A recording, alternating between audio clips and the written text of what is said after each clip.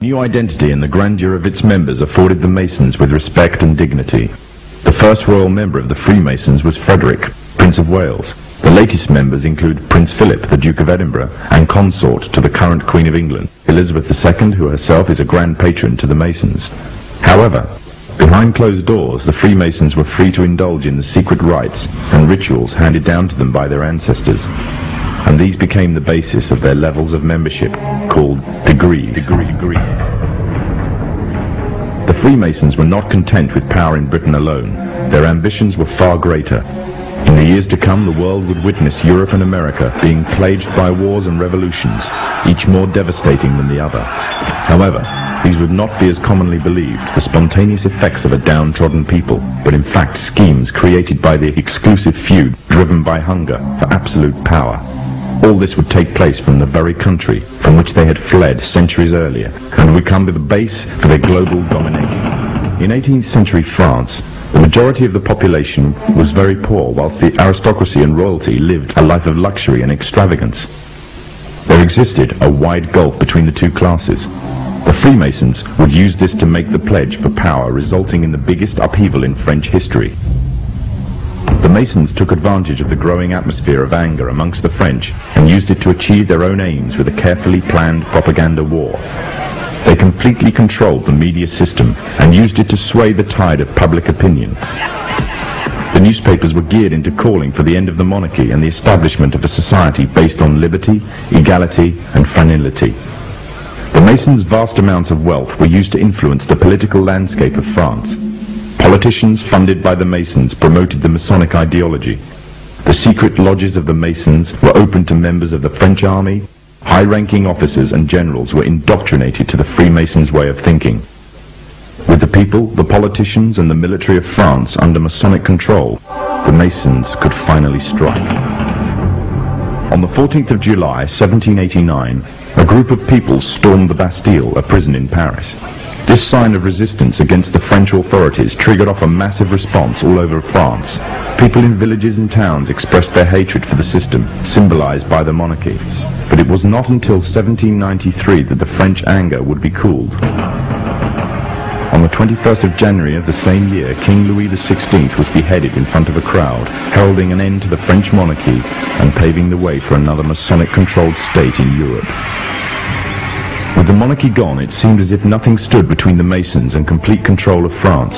However, what took place would leave the Freemasons in a serious dilemma, and what was to come next was not exactly in accordance with the Masonic plan. A young soldier by the name of Napoleon Bonaparte was about to lead France into a bloody war with Europe, and instead of dancing to the Masonic tune, Napoleon declared himself the Emperor of France. Napoleon was forced to abdicate from his throne in 1814 and was exiled to the island of Corsica. However, in 1815, Napoleon arrived in Paris again, raising a new army ready for a fresh war in Europe. The Masons had a big problem on their hands. Britain and her Masonic allies could not afford to maintain a long-term war against Napoleon without risking bankruptcy. Help came from an unlikely source.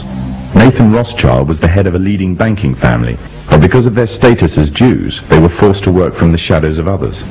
Rothschild seized the opportunity to liberate his people and offered a loan, demanding in return recognition of the Jews as equals to their European counterparts, and the right to openly do business. If the Masons refused, the money could always go to Napoleon. The Masons had no choice but to accept. In 1815, British, Dutch and Prussian soldiers landed in Waterloo, Belgium, where they met Napoleon's forces and defeated them. Napoleon was captured this time, never to return. France was finally under Masonic control. Although historians make little mention of the Masonic involvement in the revolution, the Masons themselves have to reveal their shadowy movements during this important period in history. In 1904, Marquis de Rochambeau, a Freemason, said before a packed audience, "Freemasonry has worked in a hidden but constant manner to prepare the revolution. We are then in complete agreement that Freemasonry was the only author of the revolution, and the applause which I receive from the left, and to which I am little accustomed, proves, gentlemen, that you acknowledge with me that it was Masonry which made the French Revolution."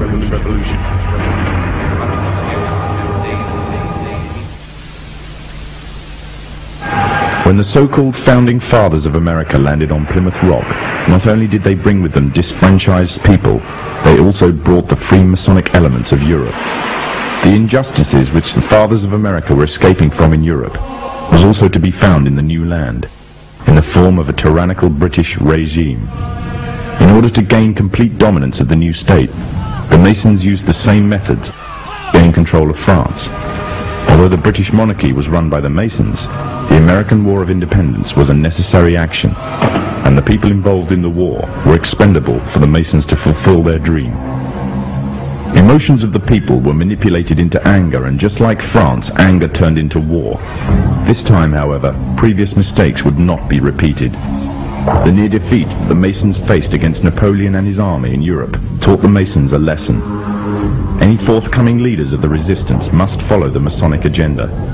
The best way to do this was to ensure the leader himself was a Mason, and the leader who took the war to the British was none other than George Washington. On the 4th of July 1776, the Declaration of Independence was made. On the 17th of October 1781, the British were finally defeated and surrendered the colonies to the Americans, and the world's first Masonic state was born, a nation that would represent Masonry in every way. A sign of the Masonic presence in America is plainly visible on the dollar bill, which carries a picture of George Washington, the first Freemasonic president in the world, and a picture of the Freemasonic symbol of the so-called all-seeing one eye.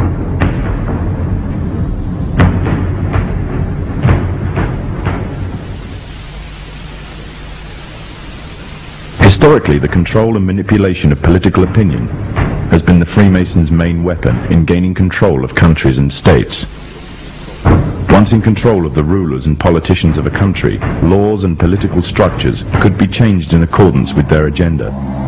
However, since restricting the body does not necessarily mean restricting the mind, the Freemason recognizes that their plan for a global government hinges completely on subduing the masses to their agenda, and thus eliminating opposition to their cause. And the greatest threat to their plan, posing more danger than any army or law, is the threat of a free-thinking mind. In order to eliminate this threat and to achieve their objective, the Masons have set about the boldest plan ever devised: the complete control of every aspect of human life, your life. And the weapons they are using against you are in your very homes, entertaining you and your children, and gradually indoctrinating you without you even realizing.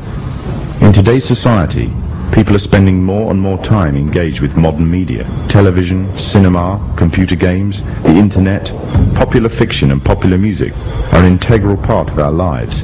Yet these provide a vast expanse on information, which you are taking either consciously or subconsciously into your mind. Information on society ranging from ideals and morals, and the difference between right and wrong, to the way societies and economies should be structured, is passed before you every single day. These media play a significant role in providing the basis for determining an individual's view of the world and everything that exists. Thus, any one group in complete control of this information placed on these media will in effect have the power to indoctrinate practically the entire populace of the world to their way of thinking. And it is this fact the Freemasons are exploiting. The Masons are using the entertainment industry in particular to condition people to their way of thinking, either openly or subliminally. The methods they use vary, but the goal is the same: to impose their beliefs, their ideology and their objectives on you in such a way that you begin to think of them as your own. Evidence of their presence within popular entertainment is widespread. Masonic involvement in the industry is not a new thing. Hailed as one of history's great composers, Wolfgang Amadeus Mozart, a Freemason himself, composed a symphony, which was an open display of Freemasonry. The symphony is based on a story taken from Egyptian mythology of Isis and Osiris. The pagan rites of ancient Egyptian mythology form, through the Kabbalah, one of the fundamental aspects of Freemasonry. It is from these same pagan origins of Egypt that the symbol of the one eye stems. The entire entertainment world is rife with evidence of the Freemasons' presence. Openly or subliminally, their agenda and beliefs and ideals are propagated from big